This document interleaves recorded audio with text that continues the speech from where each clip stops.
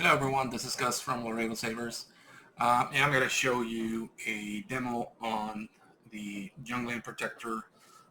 This is the prototype, but it's practically production. Basically, the changes that are needed are just minimal, and I already discussed them with the shop, so they're going to do it. Anyways, I'm going to show you how to switch the grip section for the crystal reveal if you want that option.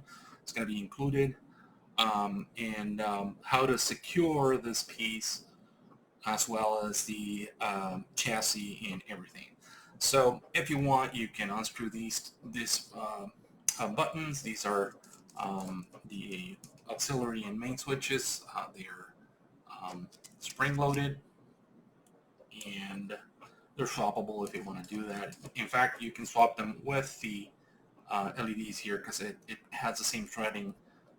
These two have the same threading as these two, but that's not going to be accurate at all. Anyways, the hilt itself is all aluminum except for this piece, which is full brass. This is actually a slider mechanism that actually works, but I didn't use it for anything more than decor. But it's there if you want to maybe do a kill switch or something in there. It's all up to you if you want to do it yourself. It comes with a vented pommel, but somebody suggested or asked if we can provide this without vents. So what I'm going to do is probably have a few of the pommels made without vents and add them for a few bucks extra. So you'll have both the vented and non-vented. But that's upon request because the crux of this is to make it functional. It comes with the blade plug, screen accurate as much as possible. Obviously, there's a acrylic, or I should say polycarbonate ring here so that you can see light through. This piece comes apart. You can disassemble the emitter section if you want to. These are unscrewable. Again, same thread as the buttons. And I think that's about it. So to activate the chassis for both the basic install and the advanced install, we're going to put in the kill switch. For recharging, you have to take the battery out, but the chassis slides out really easy.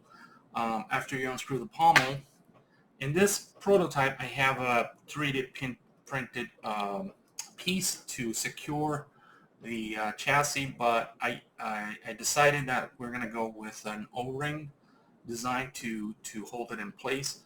The O-ring makes a better seal than a printed ring, and I think the sound is going to improve significantly. On the basic chassis, you're going to get a 24mm speaker, which is this one right here. Although the chassis is the advanced, but the speaker is the 24. I didn't have any 28 at the moment when I did the install, but it can fit a 28mm. That's going to come with the advanced install. And with that, you're not going to need the O-ring. The O-ring is basically goes around the speaker and it compresses a little bit just to hold it really tight. Whereas the 28mm speaker, it goes beyond the chassis, but there's a pocket in there that when you screw the pommel in, it's going to push on the very edge of the speaker against the rest of the hilt. So it's going to be fully secured.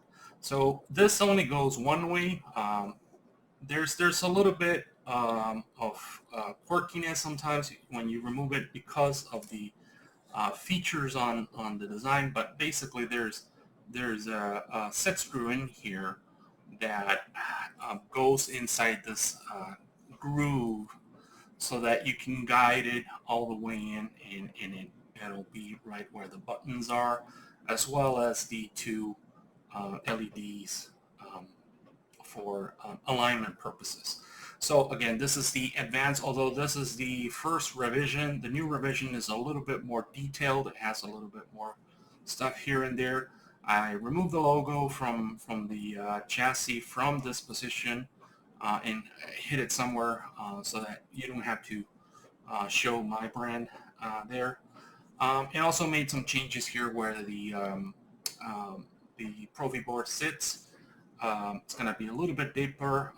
Right now it's fine, it doesn't fall out, but I made it a little bit deeper so that there are less chances of popping out and no need of a door or anything else. So here's the kill switch. Turn it on. And it's going to come all pre-configured if you get the installed versions. Both installs are going to be done by Giovanni, and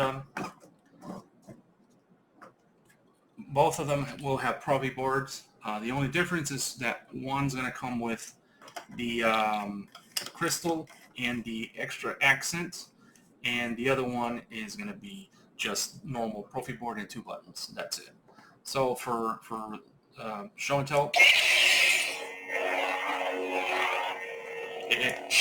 it'll come with the a sound font that I'm personally editing right now. That is based on one of the free fonts that come with the Profi board, or the Profi OS, the ones that are made by the wonderful guys that have created the whole, by Fernando and Fat 263.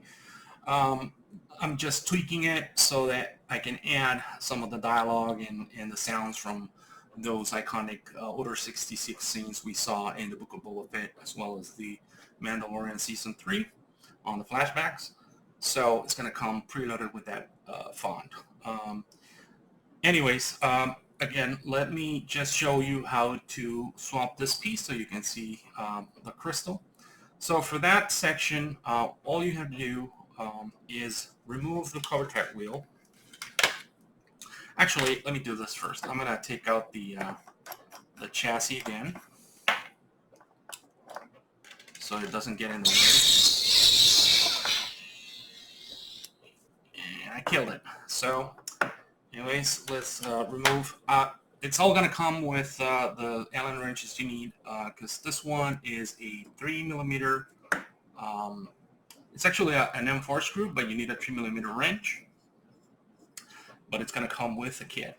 You remove it, and then, sorry if it doesn't focus properly, but there's another hole here that has a set screw, completely hidden by the cover tech wheel. The set screw is basically holding this in place. Now, you can rotate it in any position you want, but then you lose the position of the guide for the chassis. So in order to have proper guide, I made just 2 main positions, which is the cannon one and then the crystal reveal, which is 180 degrees from this position. So to do that, you loosen the set screw, and then this piece, you can take it out because it has a small set screw right here. This is a smaller one, but I'm on the new or the production parts, this is going to be the same size M4 screw, because I put in an M3 just because I thought it was better to being smaller, but then you needed another wrench. So what I did is just swapped it for an M4 instead of an M3, and I actually added another one on the opposite side, so you have 2 if you want. You don't need them as long as you're careful guiding the chassis. The reason I put the extra one is just for extra alignment right at the end, but you don't really need it. So if you want to rotate it to expose the gash here, you're going to have to remove the set screw, because the chassis only has 1 channel. And the reason it only has 1 channel or groove is because on the opposite end you have the 2 lights, and if you have those in the advanced, you can potentially scratch them if you put the set screw in the wrong position. So you have to be careful about that. It always goes on the opposite side of the LEDs. So you have to make sure you don't forget that. Otherwise, you'll probably damage your small neopixels. So I'll put it in again, and you have to put it in fully inserted. Has to be flush right here, otherwise it won't go in here. So once you put it all the way in, you slide this. The longer gash has to go on the bottom side of the hilt, and then to align it and secure it, you're gonna have to find another hole here. You rotate it. There's a hole right there. Once that hole is centered properly, right there, then you can tighten up the set screw. And the reason the hole is there is because sometimes you have a longer screw for the CoverTech wheel, and that longer screw also helps for anti-rotation of this piece. It's just the tip of the screw. It doesn't go necessarily all the way in, but it does help with the anti-rotation. So now we're going to put in the CoverTech wheel as before. And then you're going to feel a little bit of pressure when it falls into the pocket. And you tighten it up, and you're all set. So that set screw is completely hidden within the CoverTech wheel. So to put in, again, the chassis, you slide it in with the buttons facing up. Just be careful. Slide it in all the way. I'm going to turn it on again. Everything's going to be all right, kid.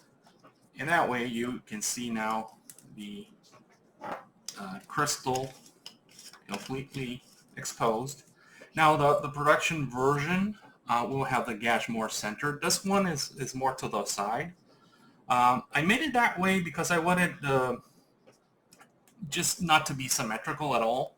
However, I think you miss a little bit out of the detail that's inside. So the production one is going to be just right in the middle.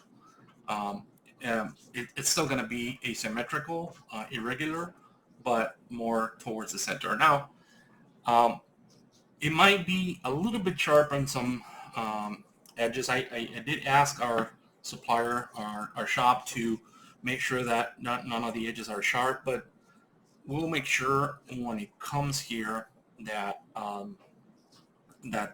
these are safe. That's going to have to be our number one priority, because when you machine irregular shapes, you tend to have sharp corners here and there. So I basically sanded down a little bit more what I had here. If you're going to go with the weather option from Matte Slate, beautiful work. This section is also going to be weathered, and he's going to make sure that no sharp edges are available either. So you don't have to worry much about that. But still, you can get caught or something if you don't handle it properly. This is not meant to be dual width in this position. If you want to dual with it, then you should do the Canon version, which is the opposite side from here. So again, now we're going to do another font.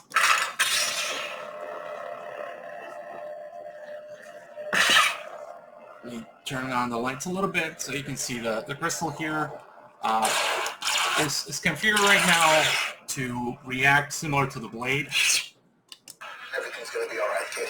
This is one of the fonts that I bought from, I forgot his name, I'm sorry. I think it was called Redemption.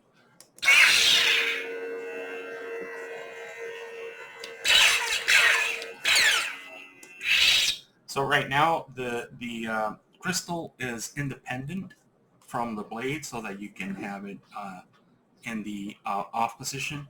Now I didn't do independent these two. These are parallel to the or in the same data line as the NeoPixel connector. However, on the final production, it will be independent, and you can if you want, I mean, we're going to configure it normally like you're seeing it here, but you'll be able to control these independently also if you want to do like Luke Skywalker's sequence of the red and green LEDs, or do your own thing. So again, it's going to have Profi board, so you can it's going to come with OS 6 installed. I haven't figured out anything about OS 7 yet, so it's going to come with OS 6. So yeah, I think this is pretty much it.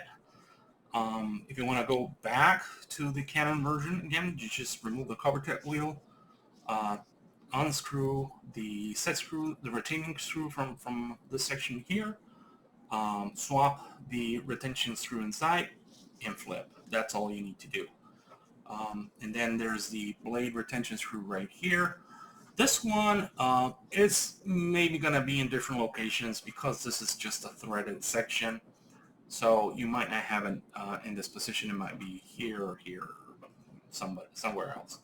We'll try to make sure that it's in a good location, hopefully, not right in the front. But anyways, yeah, this is the whole Youngling protector. I hope you guys like it. I really like it a lot. This is one of those sabers that it's within the clan type sabers universe. From the prequels, looks really simple yet elegant, and I kind of fell in love with it. I saw it. Actually, I saw it in the Mando episode first. For some reason, I kind of missed it on the Book of Boba Fett. I do remember the scene, however, I didn't pay attention to the actual saber. So when I saw this, I kind of remember that I saw it somewhere else, and then I went back and saw the Rose scene again from Book of Boba, and it was exactly the same saber. Although in Book of Boba it was a green lit, and in Mando Season 3 it was blue lit. But anyways, it's the same saber. I'm pretty sure. I investigated as much as I could, and it's a reused prop, but a really beautiful one. I do like the simplicity and elegance of it, and I hope you guys like it too. So anyways, thanks for watching, and hope more people come on board this project. Thank you.